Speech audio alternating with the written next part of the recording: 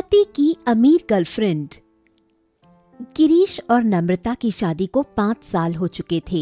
गिरीश तो नम्रता को प्यार करता था, लेकिन नम्रता को गिरीश से ज्यादा पैसों से प्यार था। इसी कारण से नम्रता और गिरीश की शादीशुदा जीवन की गाड़ी पटरी पर नहीं चल पा रही थी। नम्रता रोज गिरीश को किसी न किसी बात को लेकर ताना मारती ही रहती थी। एक दिन, नम्रता जल्दी टिफिन रेडी करो यार, मेरी बस छूट जाएगी। बस सारी जिंदगी तुम बस के धक्के खाओ, इसीलिए कहती हूँ एक कार ले लो, जब मन करे तब ऑफिस के लिए निकलना। पर नहीं, तुम क्यों कार लेने लगे? लो पकड़ो अपना टिफिन और जाओ खाओ बस के धक्के। सुबह सुबह शुरू मत हो जाओ। सच्ची बात ना सबको कड़वी लगती है। गिरीश चुपचाप टिफिन लेता है और ऑफिस के लिए निकल जाता है। उस दिन ऑफिस में गिरीश काजल से टकराता है। ओह सॉरी, मेरा ध्यान नहीं था। कोई बात नहीं।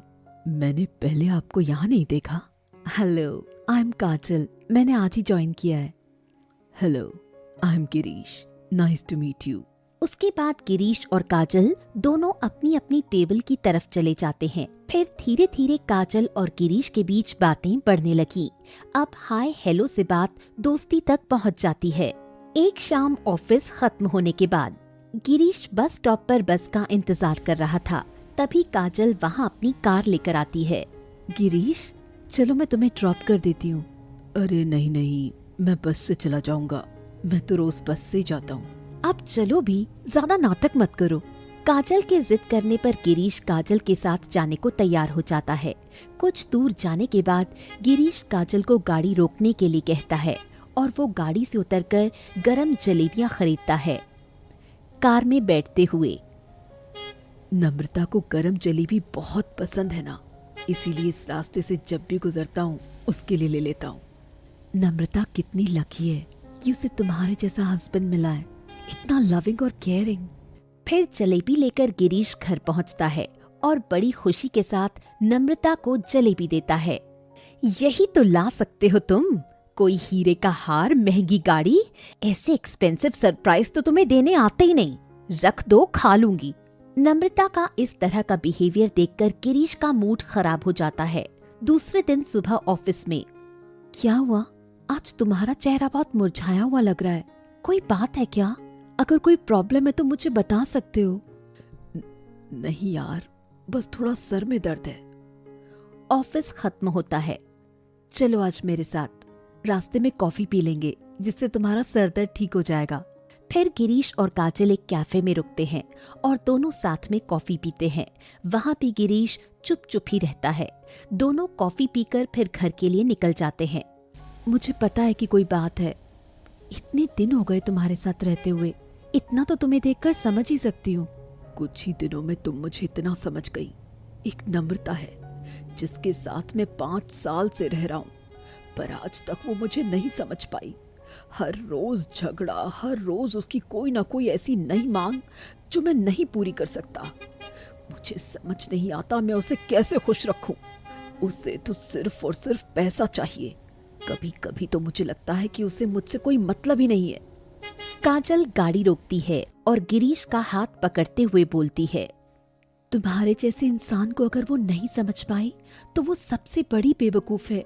मैं तो तुम्हारी सिंप्लिसिटी की दीवानी हूँ। मैं तुम्हें बहुत दिन से कुछ बताना चाहती थी गिरीश। मैं तुम्हें पसंद करने लगी हूँ, तुम मुझे अपना प्यार दे दो। उसके बदले में नम्रता को वो सारी खुशियाँ देने को तैयार हूँ जो नम्रता चाहती है, पैसा, गाड़ी, बंगला, सब कुछ। ऐसा कहते हुए काजल गिरीश को गले लगा लेती है। फिर गिरीश भी उसके प्यार को स्वीकार कर लेता है। उस दिन के बाद से गिरीश और काजल एक कपल की तरह रहने लगते हैं। काजल नम्रता की हर जरूरत की पूर्ति करने लगती है। काजल भी इतने महंगे महंगे गिफ्ट और अपनी पसंद की चीजें पाकर खुश हो जाती है। एक दिन, मैं रोज सोचती हूँ कि तुमसे पूछूंगी, पर आज पूछ ही लेती हूँ। इतने साल में तो तुम कभी मेरे लिए इतने महंगे गिफ्ट नहीं लेकर आए। आजकल कौन सी ऐसी लॉटरी लग गई है जिससे तुम इतनी महंगी महंगी चीजें लेकर आते हो? जब आज तुमने सच पूछ ही लिया है तो मैं तुम्हें आज ये सच बता ही देता हूँ। तुम्हारी सारी जरूरतों की पूर्ति काजल करती है।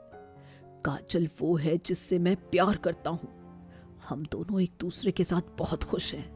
मैं तुम्हें धोखा नहीं देना चाहता था नम्रता, पर मैं मजबूर था। मुझे माफ कर दो। तुम क्यों माफी मांग रहे हो गिरीश?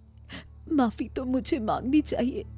मैं ही पैसे के लालच में अंधी हो गई थी, जो तुम्हारे प्यार को नहीं समझ पाई। आज तुम्हारे प्यार को खोकर समझ आ रहा है कि इन सब चीजों से तो तुम्हारा प्यार ज्यादा कीमती था। मुझे माफ कर दो, मुझसे गलती हो गई। मैं समझ गई हूँ कि तुम ही मेरे लिए सब कुछ हो। अब बहुत देर हो चुकी है नम्रता। मैं और काजल अपने रिश्ते में बहुत आगे बढ़ चुके हैं। मैंने तुम्हें 5 साल का समय दिया था, अपना सब कुछ तुम पर न्यौछावर कर दिया था, पर तुमने कभी मुझे प्यार किया ही नहीं। मैं तुम्हें छोड़कर नहीं जाने वाला था, पर मुझे माफ कर देना। मैं तुम्हारे साथ होकर भी नहीं रहूंगा, क्योंकि अब मेरे दिल में सिर्फ और सिर्फ काजल है। ऐसा कहकर गिरीश वहां से चला जाता है और नम्रता के पास अफसोस करने के अलावा कुछ नहीं रह जाता।